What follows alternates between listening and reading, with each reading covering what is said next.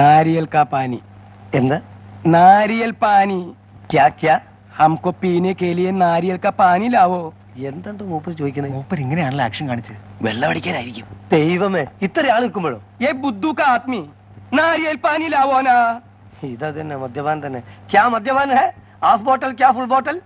क्या हाफ बोतल? ക്യാ ഫുൾ ബോട്ടൽ? അല്ലല്ലേ, അതായത് മാക്ഡോവൽ വേണോ ഹണീബി വേണോ? ഞങ്ങൾ ഇവിടെ കമ്പനിയുള്ള മാക്ഡോവലാ. शट अप इडियट, हमको नारियल पानी चाहिए। ഇതൊരു നടക്ക് പോണ മാതിരില്ല. സഹോദരന്മാർ ആർക്കെങ്കിലും അറിയോ നാരിയൽ പാലിന്റെ അർത്ഥം? നാരി എന്ന് വെച്ചാൽ സ്ത്രീ എന്നാ. ദൈവമേ, ചതിച്ചു എന്നാ തോന്നണേ. സ്ത്രീ നഹി, സ്ത്രീ നഹി. राम राम റമ്മ राम। ഇതൊന്നും അല്ല.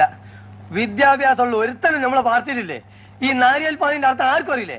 നാരിയൽ പാനി ഇളനീര് ഏ ഇളനീര് ഇളനീര് നമ്മൾ ഇളനീരോ? ആ ഓ എന്റെ ഇഷ്ടം, എന്നാലും ആദ്യം പറഞ്ഞൂടെ? ക്യാ ഇളനീർ ഹേ? അങ്ങനെ പറയ്. അപ്പളേ നിങ്ങൾ കുറച്ചാൾ പോയിട്ട് ഇളനീരിട്ടെ ചെല്ലി. കളയണ്ട, ഞാൻ പിന്നെ എടുത്തോളാം. ये कौन है? कदर नहीं उसको। ये हमारा മറ്റേ പ്രകാശൻ കാ അച്ഛൻ. क्या प्रकाश? KR പ്രകാശൻ. क्या? ഈ ഹൗസിന്റെ ഉടമസ്ഥൻ, മുതിർന്ന ആൾ, അതായത് പ്രസിഡന്റിന്റെ സ്ഥാനം. ഈ ഹൗസിന്റെ പ്രസിഡന്റ് ഓഫ് ദി ഹൗസ്. അതെങ്ങനെ തോന്നുന്നു ഹിന്ദി പറഞ്ഞു കൊടുക്കാൻ? കണ്ണിൽ നോക്കണേ. ഞാൻ സെക്കൻഡ് ലാംഗ്വേജ് മലയാളമായിരുന്നു. My father ji. My father. Who are you? क्या चाहिए? ചായ വേണോ? चुप। मैंने सोचा कि केरल में बुद्धिमान का लोग रहते हैं, मगर अभी मालूम पड़ा मैंने गलत समझा हूँ। हमारा राष्ट्रभाषा हिंदी है। तुम लोग हिंदी सीखो, नहीं तो किसी को छुटकारा नहीं पा सकता। जिन लोगों को हिंदी नहीं मालूम उन लोगों को हमारा सरकार नौकरी नहीं देगी। और याद रखो, कोई पैसा लेकर बॉम्बे में आते तो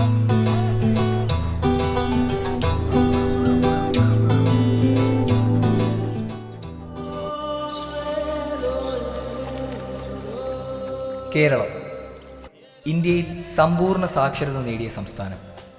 ലോകത്ത് ഏത് ഭാഷയും സംസാരിക്കാൻ കഴിവുള്ളവനായ മലയാളിയുടെ നാട്.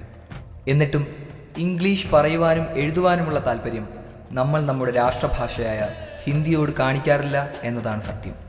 ഹിന്ദി നമ്മുടെ ഔദ്യോഗിക ഭാഷയായി പ്രഖ്യാപിച്ചിട്ട് 65 വർഷങ്ങൾ പിന്നിട്ടിരിക്കുന്നു. എന്നാൽ ഇന്ന് നമ്മൾ മലയാളികൾക്ക് എത്ര പേർക്ക് ഹിന്ദി അറിയാം? താങ്കൾക്ക് ഹിന്ദി അറിയാമോ?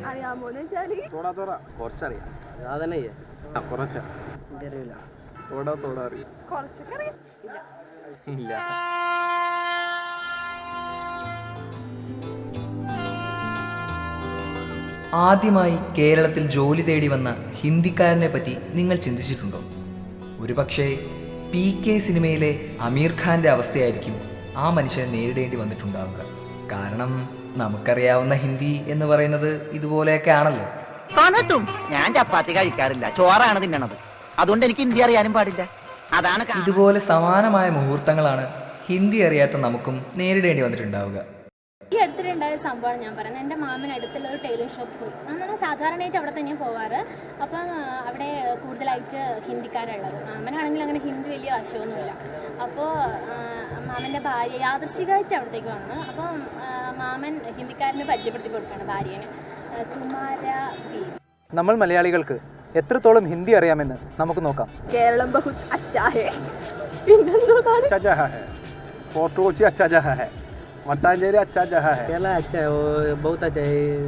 ये पार्क में बहुत अच्छा है. केरल केरला अല്ലേ? केरളം केरल बड़ा बड़ा सुंदर है. बड़ी अच्छा राष्ट्र है. केरल में पॉपुलेशन में अच्छा है. कोई बात नहीं, അതെനിക്കറിയാറില്ല. എന്താണ് അതിന്റെ അർത്ഥം? ഞാനപ്പോ എന്തോ ദുനിയാവിൽ പോയില്ലാന്നോ? ഇവിടെ ഒന്നും തന്നെയില്ല. ആരും കുളിക്കാറില്ല. കാര്യമായിട്ടൊന്നുമില്ല.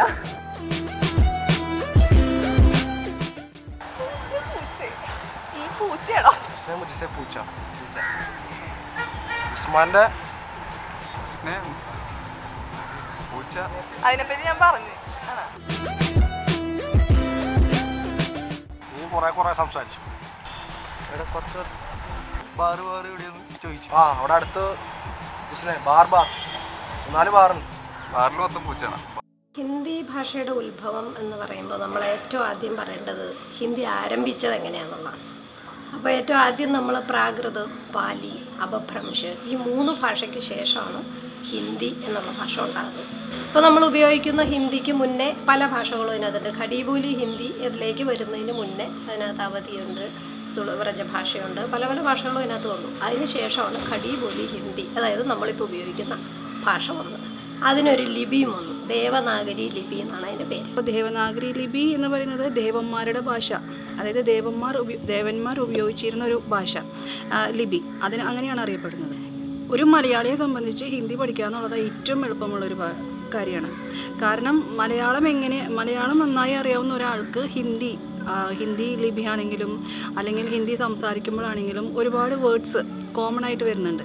കാരണം സംസ്കൃതത്തിൽ നിന്നാണ് ഹിന്ദിയുടെ ഉത്ഭവം എന്ന് പറഞ്ഞു. ഹിന്ദി ഭാഷ പഠിക്കുക എന്ന് പറഞ്ഞാൽ നമുക്ക് ബേസിക്കായിട്ടൊരു ഭാഷ അറിയാമായിരിക്കും, ഒന്നുകിൽ മലയാളം അല്ലെങ്കിൽ വേറെ എന്തെങ്കിലും. അതിനെ വെച്ചുകൊണ്ട് നമ്മൾ താരതമ്യം ചെയ്ത് പഠിക്കണം. അതാണ് ഹിന്ദി പഠിക്കാൻ എളുപ്പം. കാരണം ഇപ്പോൾ മലയാളത്തിൽ ഉപയോഗിക്കുന്ന സെയിം അക്ഷരം ഹിന്ദിയിലുണ്ടോ, നമ്മൾ ഉച്ചാരണം ഉണ്ടാവും, അക്ഷരത്തിൽ വ്യത്യാസം ഉണ്ടാവും. പക്ഷേ ഒരു വേർഡാണെങ്കിൽ ഇപ്പോൾ ഒരേ വേർഡ് തന്നെ 2 അർത്ഥത്തിൽ കാണും. അതൊക്കെ കോൺട്രാസ്റ്റ് സ്റ്റഡി ഉണ്ട്, അതൊക്കെ നോക്കിയിട്ട് പഠിക്കണം. പിന്നെ എനിക്കൊരു വ്യക്തിപരമായ അഭിപ്രായമുള്ളത്, നമ്മൾ സ്കൂളിൽ പഠിപ്പിക്കുമല്ലോ ഹിന്ദി, നമ്മൾ LKG UKG അങ്ങനെ മുതൽ ഹിന്ദി പഠിക്കുവാണല്ലോ ഇപ്പം. അപ്പോൾ ഇപ്പോൾ പഠിപ്പിക്കുന്നതിൻ്റെ ഒരു ചെറിയ മെത്തേഡ് മാറ്റിയാൽ നല്ലതായിരിക്കും എനിക്ക് തോന്നിയിട്ടുണ്ട്. അതെന്താ കാരണം എന്ന് പറഞ്ഞാൽ, നമ്മൾ നേരത്തെ പഠിപ്പിച്ചിരിക്കുന്നത് സ്വരാക്ഷരം വ്യഞ്ജനാക്ഷരം. അപ്പോൾ സ്വരം വ്യഞ്ജനം അങ്ങനെ പഠിപ്പിക്കും. ആ ഇ എന്നുള്ളത് തുടങ്ങുന്നത് സ്വരം, പിന്നെ കായ് ഖ ഗായ് ഖ ഗ എന്നുള്ളത് തുടങ്ങുന്നത് വ്യഞ്ജനം. അങ്ങനെയാണ് പഠിക്കുന്നത്. ഇപ്പോൾ കുട്ടികൾ അങ്ങനെയല്ല പഠിക്കുന്നത്. ഇപ്പോൾ ഏറ്റവും എളുപ്പം എന്താണ് അവർ പറയുന്നത്, കുട്ടിക്ക് എളുപ്പം വാന്ന് എഴുതാനാണ് ആദ്യം എളുപ്പം. അതിൻ്റെ ഉള്ളിലൊരു വരയിട്ട ബായായി, മനസ്സിലായില്ലേ? പിന്നെ സ എന്നെഴുതുമ്പോൾ ബസ് നായി, ഈ സ തിരിച്ച് ആദ്യം സ ഇട്ടു, പിന്നെ ബായിട്ട് അത് സബ് നായി, രണ്ടും വേറെ വേറെ വേർഡാണ്. അപ്പോൾ അങ്ങനെ അതാണ് എളുപ്പം എന്നിപ്പോൾ പറയുന്നു. പക്ഷേ പലർക്കും അക്ഷരങ്ങൾ അറിയില്ല. നമ്മളെപ്പോഴും ഒരു കാര്യം ചിന്തിക്കേണ്ടത്, നമ്മൾ തെറ്റിയാൽ പോലും ഹിന്ദി അങ്ങനെ സംസാരിച്ചു കഴിഞ്ഞാൽ നമ്മൾ സംസാര ഭാഷയിൽ തെറ്റുകൾ അത്രയും നോക്കില്ല. പക്ഷേ കേരളീയർക്ക് അങ്ങനെയുള്ളതായിട്ടുള്ളൊരു ചിന്തയുണ്ട്, ഒരു കോംപ്ലക്സ് ആണെന്ന് വേണമെങ്കിൽ പറയാം, തെറ്റോ എന്നുള്ളതായിട്ടുള്ളൊരു ഭയം. അതുകൊണ്ട് തന്നെയാണ് നമ്മൾ ഹിന്ദി പഠിക്കാത്തതും. നമ്മൾ മലയാളികളെപ്പോഴും താ എന്നുള്ളത് തല എന്ന് പറയും. പക്ഷേ ആ താ രണ്ടാമത് വരുമ്പോൾ നമുക്ക് പതയാണ് ദ. ഇതേ തെറ്റ് തന്നെയാണ് നമ്മൾ ഹിന്ദിയിൽ ഓരോ വാക്കുകളിലും പറയുന്നത്. ക ഖായാണ്, അത് ഖ കഴിഞ്ഞിട്ട് വരുന്നത് ഖ. അപ്പോൾ നമ്മൾ മലയാളികൾ പറയുക ഗ. മലയാളികൾക്ക് ഖാനയും ഗാനയും ഒന്നാണ്. പാട്ട് പാടുകയും കഴിക്കുകയും ഒരേ വേർഡായിട്ടാണ് അവർ പ്രൊനൗൺസ് ചെയ്യുന്നത്, ഒരേ സ്റ്റൈലാണ് അവർ പ്രൊനൗൺസ് ചെയ്യുന്നത്. ഇന്ത്യയിൽ 60 കോടിയിലധികം ജനങ്ങൾ ഹിന്ദി പ്രധാന ഭാഷയായി ഉപയോഗിക്കുന്നു എന്നാണ് കണക്ക്. ലോകത്ത് ഏറ്റവും കൂടുതൽ ആളുകൾ സംസാരിക്കുന്ന 4ാമത്തെ ഭാഷ കൂടിയാണ് ഹിന്ദി. 1950 ജനുവരി 26 മുതൽ ഹിന്ദി ഇന്ത്യയുടെ ഔദ്യോഗിക ഭാഷയായി.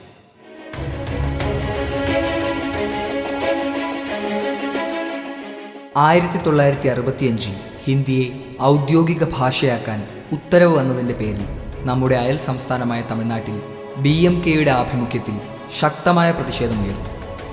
70ഓളം പേർ കൊല്ലപ്പെട്ടതോടെ തമിഴ്നാടിനോട് ഔദ്യോഗിക ഭാഷയായി ഇംഗ്ലീഷിൽ തന്നെ തുറന്നുകൊള്ളാൻ അന്നത്തെ പ്രധാനമന്ത്രി ലാൽ ബഹദൂർ ശാസ്ത്രി ഉത്തരവ് നൽകി. പിന്നീട് 2014 ഇന്ത്യൻ ഹോം മിനിസ്ട്രി എല്ലാ സർക്കാർ ജീവനക്കാരും അവരുടെ സോഷ്യൽ നെറ്റ്വർക്കിംഗ് സൈറ്റുകളിലെ ഒഫീഷ്യൽ അക്കൗണ്ടുകൾ ഹിന്ദിയിലാക്കണമെന്ന് ഉത്തരവ് നൽകി. ഇതിനെതിരെ ജയലളിത അടക്കമുള്ള മുതിർന്ന നേതാക്കൾ രംഗത്ത് വന്നപ്പോൾ രാഷ്ട്രീയ സമ്മർദ്ദം മൂലം കേന്ദ്ര സർക്കാർ ഈ ഉത്തരവ് പിൻവലിച്ചു.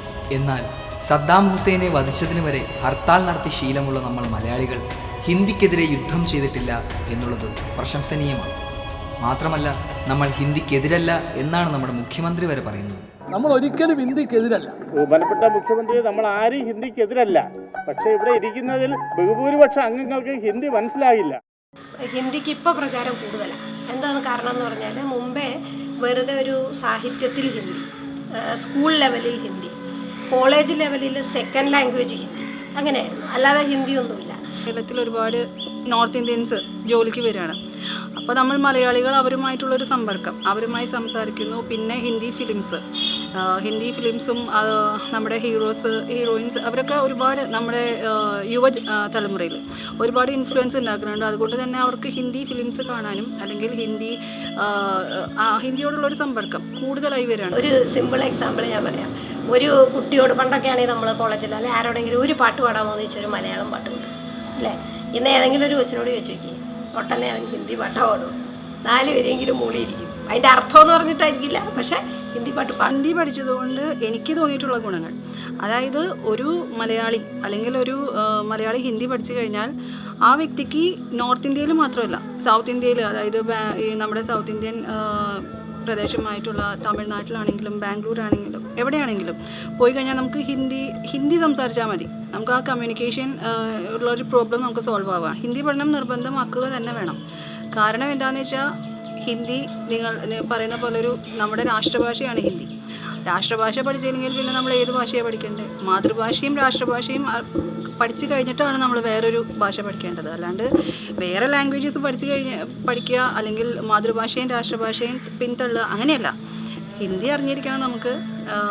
കാരണം നമ്മുടെ രാഷ്ട്രഭാഷയെ ബഹുമാനിക്കുക, റെസ്പെക്ട് ചെയ്യുക എന്നുള്ളത് നമ്മുടെ കർത്തവ്യമാണ്. ഇപ്പം നമുക്ക് ഹിന്ദി സെക്കൻഡ് ലാംഗ്വേജ് എന്നുള്ള നിലയ്ക്കാണല്ലോ നമ്മളിപ്പോൾ പഠിക്കുന്നത്. അതൊരിക്കലും ഫസ്റ്റ് ലാംഗ്വേജ് ആവില്ല.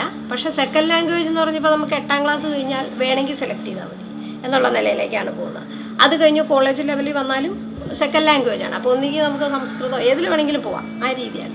പക്ഷേ എൻ്റെ അഭിപ്രായത്തിൽ ഇപ്പം ഇത്രയും ഡെവലപ്പ് ചെയ്ത ഒരു ലാംഗ്വേജ് എന്നുള്ള നിലയ്ക്ക് നിർബന്ധമാക്കുന്നതായിരിക്കും നല്ലത്. ആദ്യം സംബന്ധിച്ചിടത്തോളം 2 ഭാഷാ കുടുംബങ്ങളാണുള്ളത്.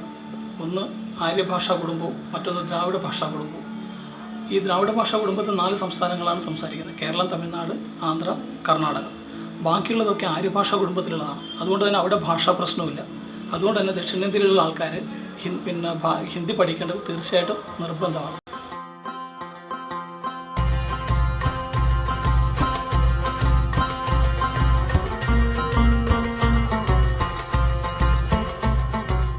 വിദ്യാഭ്യാസത്തിന് ശേഷം ഒരു നല്ല ജോലി നേടി ഗൾഫ് രാജ്യങ്ങളിലേക്ക് കുടിയേറുന്നവരാണ് നമ്മളിൽ കൂടുതലും.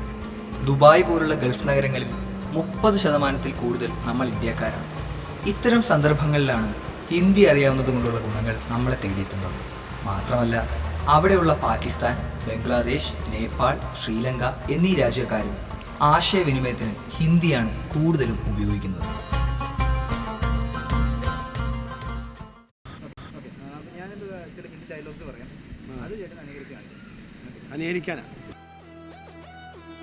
बसंती इन कुत्तों के सामने मत नाचना। बसंती इन कुत्तों के बाद बसंती कुत्तों का नाम है बतना है। बसंती इन कुत्तों को बस बसंती एक कुत्ती के सामने की बच्चों की बस के कुत्ते कभी नहीं खत्म जाएंगे। और जब ये 2.5 किलो का हाथ किसी पर पड़ता है ना, तो आदमी उठता नहीं, उठ जाता है। एक दही किसी से जय 2.5 किलो हाथ 2.5 किलो की हाथ किस पे पड़ा है? 2.5 किलो का हाथ जब कृति का पड़ता है। ധാരാവി എന്ന് കേട്ടിട്ടുണ്ടോ? അയ്യോ ബുദ്ധിമുട്ടാ. ഒറ്റ ദിവസം കൊണ്ട് പഠിപ്പിച്ചാണ് ഞാൻ. പണ്ട് തമിഴ് ജനതയുടെ വരവോടെ നമ്മൾ കുറച്ച് തമിഴ് പഠിച്ചു. ജയഭാരതിയെയും ഷീലയെയും പിന്തള്ളി ഖുഷ്ബുവിനെയും റോജയെയും നമ്മുടെ യുവസമൂഹം ഏറ്റെടുത്തു. പിന്നീട് ഐശ്വര്യ റായ്, കത്രീന കൈഫ് ദേവതവാർ വഴി കുറച്ച് ഹിന്ദി നമ്മുടെ യുവാക്കൾക്കിടയിൽ പ്രചാരം നേടി. യുവതികൾക്കിടയിലെ ഷാരൂഖ്, സൽമാൻ, അമീർ മുതലായ ഖാൻമാരുടെ സംഭാവനയും എടുത്തു പറയേണ്ടതാണ്.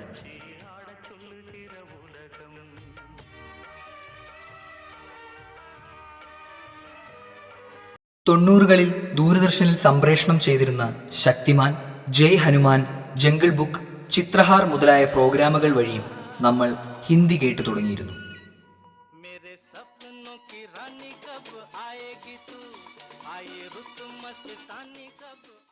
നമ്മൾ എന്തുകൊണ്ട് ഹിന്ദി പഠിക്കുന്നില്ല?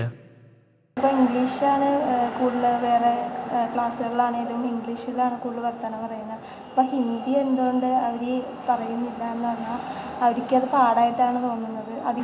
10th ലെവൽ വരെ നിർബന്ധമായിട്ട് ഹിന്ദി ഒരു വിഷയമായിട്ട് കൊടുത്തിട്ടുണ്ട്. അത് കഴിയുമ്പോൾ നമുക്ക് ഓപ്ഷനാണ്, മലയാളം വേണമെങ്കിൽ എടുക്കാം അല്ലെങ്കിൽ ഹിന്ദി വേണമെങ്കിൽ എടുക്കാം. മെയിൻലി പാരൻസാണ് ലാംഗ്വേജസ് ചൂസ് ചെയ്യുന്നത്. അപ്പോൾ നേരത്തെ പാരൻസിന് ഹിന്ദിയും വലിയ ഇൻട്രസ്റ്റ് ഇല്ലാത്ത കാര്യമാണ്, കാരണം അവർക്ക് അതിൻ്റെ ഇമ്പോർട്ടൻസ് ഒന്നും അറിയില്ല. ദേവനാഗരി ലിപിയിലുള്ള ഹിന്ദി എഴുതാനും വായിക്കാനും നമുക്ക് വലിയ താല്പര്യം ഉണ്ടാകാറില്ല. മാത്രമല്ല 5 മുതൽ SSLC വരെ മാത്രം നീളുന്ന ഹിന്ദി പഠനവുമാകാം മറ്റൊരു കാരണം. പരീക്ഷയ്ക്ക് വേണ്ടി മാത്രം ഹിന്ദി പഠിച്ച് ശീലിച്ചിട്ടുള്ള നമുക്ക് അതുവരെ പഠിച്ച ഹിന്ദിയുടെ അർത്ഥം പോലും അറിയില്ല എന്നതാണ് വാസ്തവം.